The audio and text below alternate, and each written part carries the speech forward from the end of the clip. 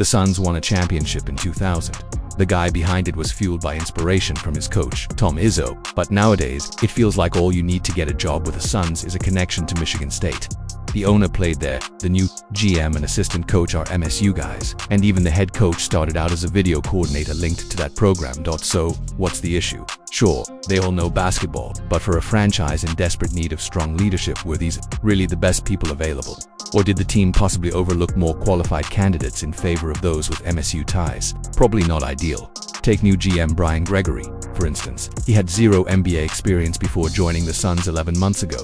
He doesn't even have connections with other NBA general managers, and yet, Phoenix badly needs an executive with a genius-level basketball mind to guide them out of their current mess, but it doesn't seem like genius Lavelle was owner Mat Ishbia's top priority. Maybe Gregory has deep knowledge of college prospects, but the Suns barely have any draft picks to use that knowledge on. That's not entirely Ishbia's fault. When he bought the team, the NBA was still operating under the old collective bargaining agreement, which allowed big spending owners to build super teams with fewer consequences than the new second apron rules hit crippling expensive rosters overnight. Suddenly, Bradley Beal had one of the worst contracts in the league, and the Suns couldn't even trade him. That forced the team to move on from Kevin Durant. Next season, the Suns will be paying Devin Booker, Beal, and Jalen Green a combined $140 million, about 90% of their salary cap, building a competitive roster around them. Nearly impossible. Feldman even posted a hilarious and sad tweet showing the Suns' depth chart for next year. It was more comedy than competition. To make things worse, the Suns won't control their own first-round pick outright until 2032. Until then, they've only got a couple of Cleveland picks, and even those will likely be late in the first round. So, how did Mat Ishbia manage to wreck the franchise so fast? It starts with the mindset that made him a successful businessman, one that just doesn't work in a salary cap league. In global sports like soccer, a billionaire owner can buy a team and spend their way to championships. But in a league like the NBA, money can't buy success. Influence is capped. Rushing into decisions with a business-first mentality doesn't guarantee wins, it often guarantees mistakes. On July 8, 2021, the Phoenix Suns went up 2-0 in the NBA Finals, bound to cruise to the franchise's first championship. Instead, they didn't win another game. The Bucks won 4 straight. Giannis won Finals MVP, but Phoenix had young stars on their roster on good contracts, all their future draft picks to improve, and 4 years later, all of it is gone. They might be the worst situation in the entire NBA. Why? Because of one man, Mat Ishbia. The new owner inherited a balanced, young, well-run organization and, in just 2 years, gutted the entire thing. But how could a guy who loves basketball and wants to win be this dumb? Well, the crazy thing is some Suns fans refuse to believe it because they are still traumatized by the old owner, Robert Sarver.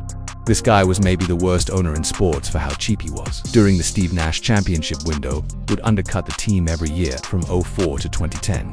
The Suns sold 7 first-round picks or the equivalent for just over $10 million in cash. That's right, first-round picks for cash. Sarver did it to stay under the luxury tax, but it may have cost his team a championship. He also refused to pay players. Joe Johnson, at 23 years old, walked for nothing and became an 8-time All-Star. Mari Stoudemire left, and it ended that Steve Nash era. So, you can imagine how excited fans were to have a new owner who loves the game with deep pockets.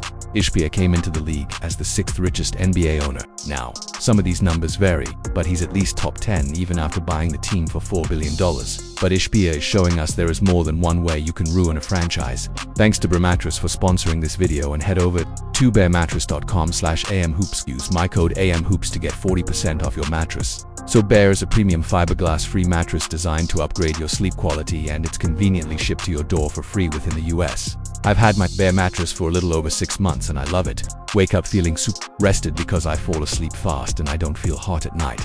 But Bear knows that everybody has different preferences and sleep positions, so to help find you the best mattress, they have made a sleep quiz that will remove all the guesswork. I took the quiz personally. I share the bed. I'm a back sleeper who likes a medium mattress. So based on my results, Bear matched me with their elite hybrid mattress. And if it makes you nervous to buy something you haven't tried, Bear has a 120-night sleep trial. So, you get more than 3 months to make sure that you love it. Plus, Bear Mattress has a limited lifetime warranty, and they even offer financing options and flexible payment plans. So, I love my Bear Mattress, and I think you will too. If you're looking to upgrade your sleep, head over to bear.com AMHOOPS, use code AMHOOPS to get 40% off your Bear Mattress. This is higher than what is being offered on site, so check them out while you can. The first thing he did was push for his own GM to sell depth and picks for Kevin Durant, got KD and TJ Warren for Mule Bridges, Cam Johnson, Jay Crowder and control of 5 first-round picks, but it wasn't enough. The next year he made 2 disastrous trades. The first one was Chris Paul, Andrew Shimmick, control of 5 first and 7 seconds for Bradley Beal in that infamous no-trade clause. But people don't talk enough about the other trade that Phoenix made that summer.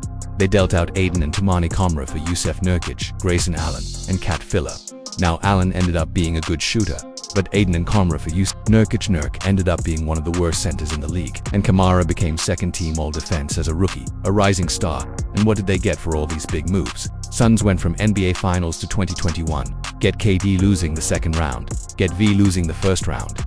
Last year missed the playoffs entirely as the most expensive team in NBA history, and every step along the way Ishbia keeps raising red flags. Has hired and fired 4 different head coaches in 2 calendar years. My goodness. But what's worse is the people he does hire make no sense. See, Ishbia was a walk-on for his college basketball team, Michigan State, even 1-8. In business, you can dominate your competition with bold moves and quick decisions, but the NBA isn't built that way. The league rewards patience, smart planning, and precise timing. 3 things Mat Ishbia seemed to throw out the window from day one. He once said, "It's surprising to me that other people, other fans, actually like the rebuild process.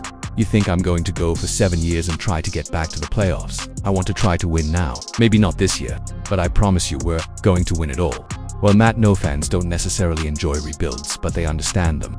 You simply can't rush success, especially under the new collective bargaining agreement. And Ishbia's biggest flaw, he's obsessed with making flashy moves. He prefers headline-making trades over sustainable long-term decisions, which is a classic trait of poor ownership across every sport. But perhaps the most damaging issue is that he overestimates his basketball intelligence. Yes, Ishbia genuinely loves the game, but sometimes it seems like, because he walked on at Michigan State, he believes that qualifies him to operate as an expert at the NBA level. He still seems to have a player's mindset. Just look at the 2023 playoffs, when he refused to give the ball back to Nikola Jokic after it went out of bounds. Jokic lightly touched him, Ishbia flopped dramatically, and the Joker was hit with a technical. "Dude, you're not on the court anymore." And after the Suns were swept in the first round, Ishbia doubled down, saying, "Ask the other 29G missed 26 would trade their entire rosters for ours." That's not confidence, that's delusion. A clear sign of someone who overrates their own talent evaluation and vision. And despite pushing hard for the Kevin Durant trade, firing multiple coaches, and restructuring leadership, Ishbia says he plans to be even more involved moving forward. That's not how you build a successful NBA franchise. Sure, I've never run a team, but the last 3 years under Ishbia are proof enough that more interference isn't the answer. In fact, over the past 20+ years, Suns fans have now lived through 2 ownership eras, and both have shown that there are many ways to completely derail a franchise. At least Ishbia's heart seems to be in the right place. You can't necessarily say the same about some of the reactions in the WNBA to Caitlin Clark. Time and time again, it feels like certain players and figures in the league are pushing Caitlin Clark, their biggest star, away. The truth is, she's going to raise everyone's profile, sponsorships and salaries just like Tiger Woods did for golf. But instead of rallying behind her, there's resistance. So here's a fair question. Why does it seem like the WNBA is turning its back on Caitlin Clark?